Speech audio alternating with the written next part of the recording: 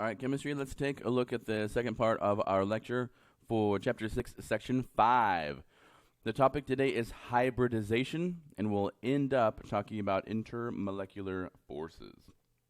All right, after this lecture, I want you to be able to describe the formation of hybrid orbitals. I want you to be able to know the shapes and hybridization of octet rule, quote, violators, end quote. Draw resonance structures as required for various molecular or polyatomic species, and then explain molecular polarity, dipole-dipole forces, hydrogen bonding, and London forces. And in addition, I want you to be able to answer the question, how and why do these affect the physical properties of the substances in which we find them?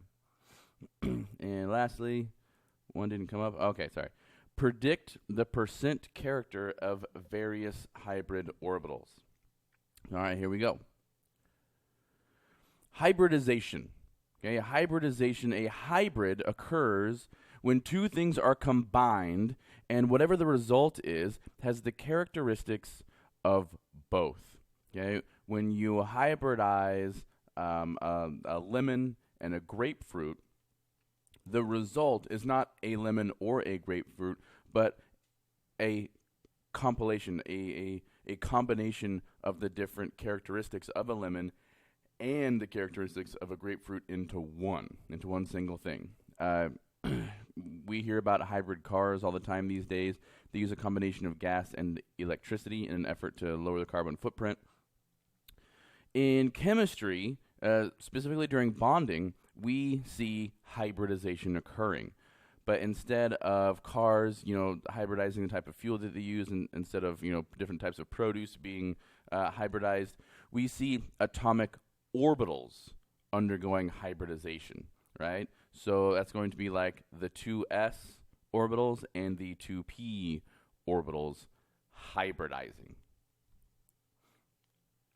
So here's a very common example. It's very easy to picture because most people are very familiar with carbon in that it forms, has the capacity to form 4 bonds. All right, that's one of the reasons that, and it's very, very common. This is one of the reasons that it's the subject of an entire branch of chemistry called organic chemistry. So let's look at carbon's hybridization because it's a good representation of hybridization. So let's consider a carbon-based molecule, methane. That's CH4. That's a carbon surrounded by 4 hydrogens. Now we know that carbon can be surrounded by 4 hydrogens because we know that from the electron dot notation and from using our trick looking at what main group number carbon is in, that carbon will form 4 bonds. We all know that. Carbon has 4 valence electrons with the electron configurations, a little bit of a throwback, 2s2, 2p2. There are 4 valence electrons, so it can form 4 bonds, trying to satisfy that octet, right? So if we were to look at this electron notation and try to predict how many bonds that carbon should be able to form, if we were to go from this notation, but then draw the orbital notation, draw an orbital diagram, we would notice something very interesting. So here's our 1s electrons.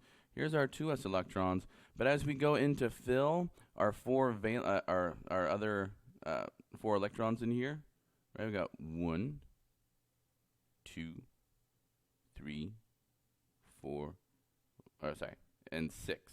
1, 2, 3, 4, 5, 6 valence electrons. So when we fill these in appropriately, over here I only see 2 unpaired valence electrons. Wait a minute, if there are only 2 unpaired valence electrons, that means that I can only form 2 bonds. But this whole time we've been talking about carbon in such a way that it can form 4 bonds. It has 4 unpaired valence electrons. In fact, when you go to draw your electron dot notation for carbon and you're trying to satisfy Hund's rule when filling in those electrons, you draw 1 dot on each side of the carbon, right, the four sides of the carbon, because you know you can't double them up. Well, wait a minute, we do have to double up because we filled the 2s, then when we go to 2p, we fill single, single, single, and we go back and double up. Go back and double up. So something is amiss. Something is amiss, and we need to find out what that is. So what we're missing is just part of the picture. We're missing a big idea that's going to set the stage for bringing together how we previously understood how carbon bonds and with what we previously understood about orbital notation. In order to create 4 bonds, we would need carbon to look something like this, right? We need to have 1 electron in the 2s orbital, 3 singly filled orbitals in the 3p sublevel. Makes sense, right? In this sense, in our valence shell, right, because the principal quantum number 2, so you have these 2's are in front of the s and the p, we would need to have all 4 of these orbitals singly filled.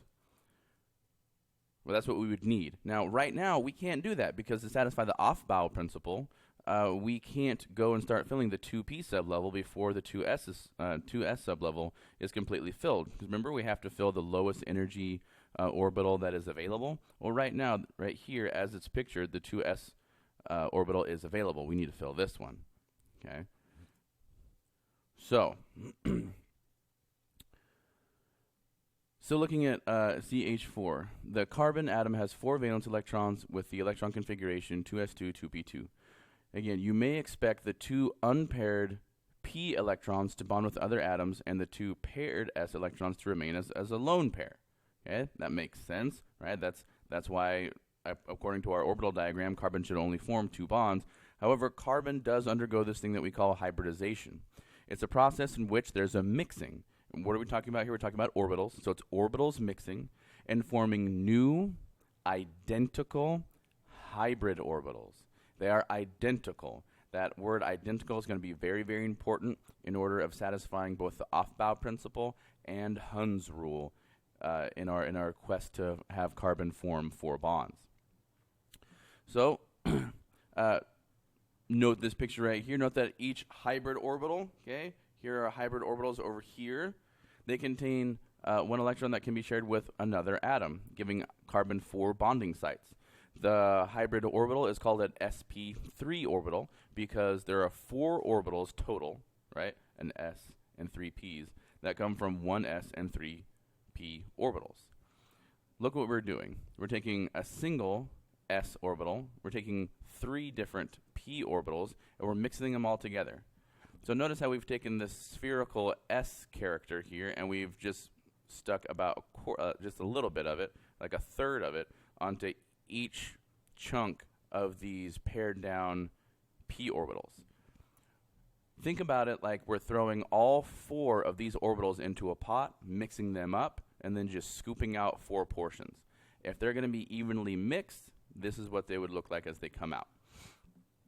And what we're able to do as a result is have 4 identical, especially in terms of energy level, that's the important one here. They're going to be identical in energy level, And how many do we have? 4? Well, guess what? That's the number of bonds that we want carbon to be able to make. Now, this is known as SP3 hybridization because 4 orbitals came together, a single s orbital and 3 different p orbitals, so SP3. That's not the only type of hybridization that we see. We also see something called SP2 hybridization and then SP hybridization, and it has to do with how many orbitals are coming together to hybridize. So if we get 1 s orbital and 3 p orbitals to come together, it's SP3 hybridization, we get 4 orbitals. If we get an s orbital and 2 p orbitals to come together, that's SP2, and as a result there are 3 identical hybrid orbitals on the other side. If we put together an s orbital and a single p orbital, right, we call it SP hybridization, and as a result we only have 2 identical orbitals. This has to do with how many orbitals are available to hybridize. How many orbitals are available to hybridize. If all 4 are available, we'll get SP3. If only 3 of them are available to hybridize, we'll get SP2. If only 2 of them are available to hybridize, we'll get SP hybridization. Now, this might be a little bit much for you to hang on to all at once right now, but if you can latch on to the idea that there are certain types of geometry associated with specific types of hybridization, remember last lecture we talked about shapes? Tetrahedral geometry is the most common result of SP3 hybridization. Okay. SP2 is very commonly trigonal planar. In fact, anything with trigonal planar shape must be a result of SP2 hybridization. Okay. Things like aluminum chloride, right, AlCl3, and the nitrate ion, NO3 minus, are all examples of SP2 hybridization.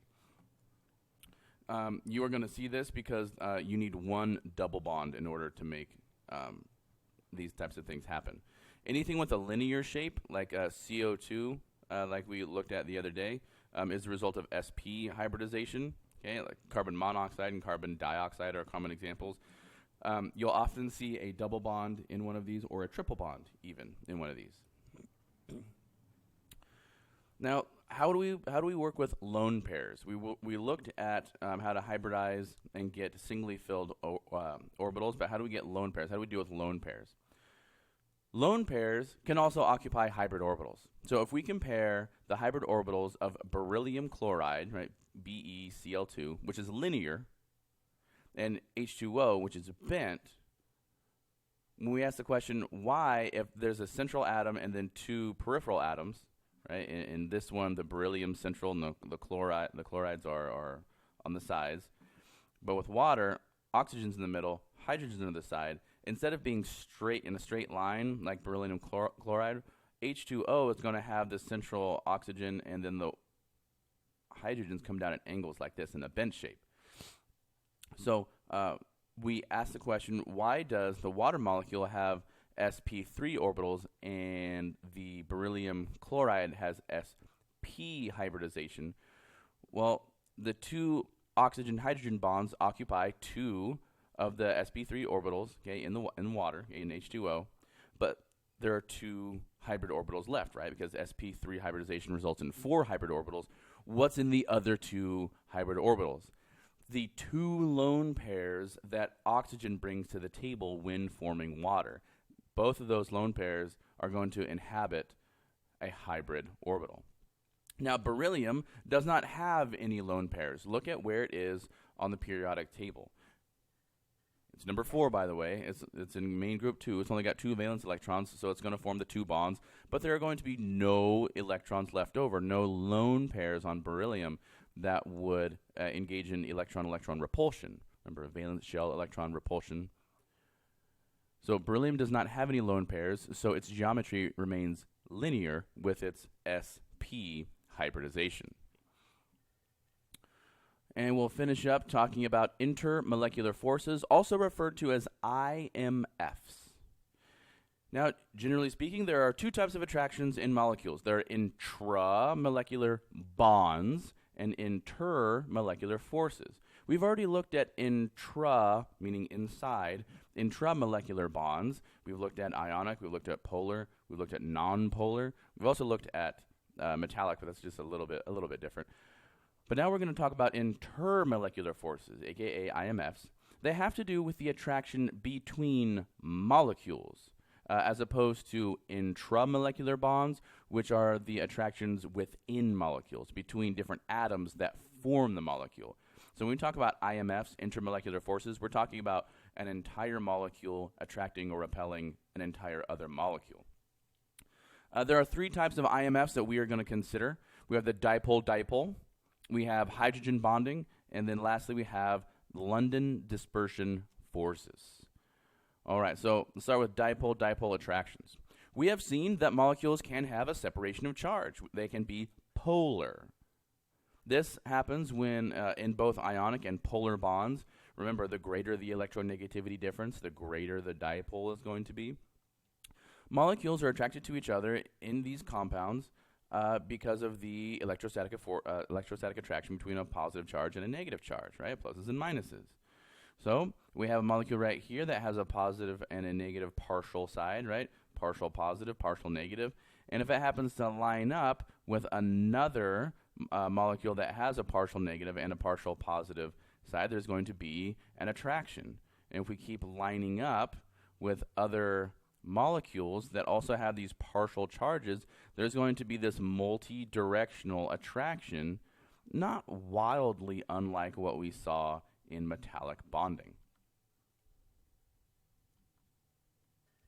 Hydrogen bonding. Hydrogen bonding is a special type of dipole-dipole. So we're still applying the same principles that we saw in the previous slide, but this is a very special one because in hydrogen bonding, it's very, very, very strong. Hydrogen bonding occurs when nitrogen, oxygen, or fluorine are bonded to a hydrogen. Now, why is that? Because nitrogen, oxygen, and fluorine are all extremely electronegative, and hydrogen is pretty much middle of the road, and it's very, very common. So, we can figure this out. We can calculate the electronegativity difference in HCl and H2O. When we look at the electronegativity difference in HCl, we see an electronegativity difference of 0.8. But when we look at the electronegativity difference in H2O, we see that it is 1.4. That high difference in electronegativity is going to lead to hydrogen bonding. So the high difference in electronegativity of an NH, right, nitrogen-hydrogen bond, an oxygen-hydrogen bond, or a hydrogen-fluorine bond will cause these two to be extremely radical dipole-dipole moments, right? The large difference in electronegativity means that the nitrogen, the oxygen, or the fluorine are going to attract those electrons closer to it very, very strongly. So you're going to have a very large partial negative and a very large partial positive in those molecules.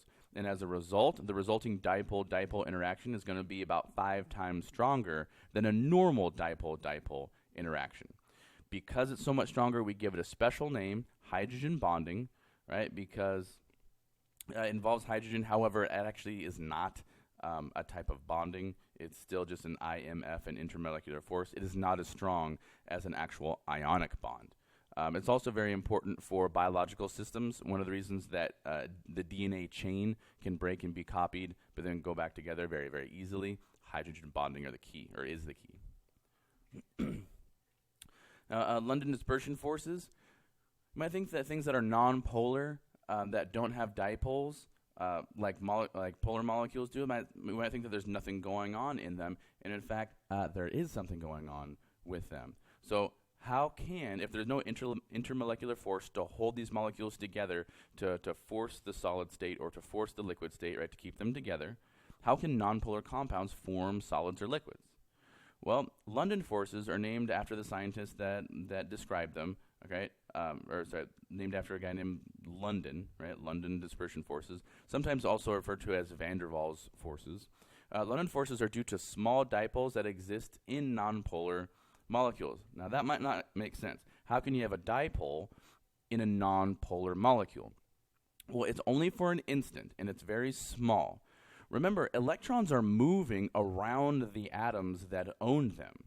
And as they move, just through random chance, just for a split moment, for an absolute instant, for a split moment, they might not be perfectly evenly distributed. They might not be symmetrically distributed around the atoms, and as a result, have a teeniest, tiniest bit of a dipole moment within that nonpolar molecule.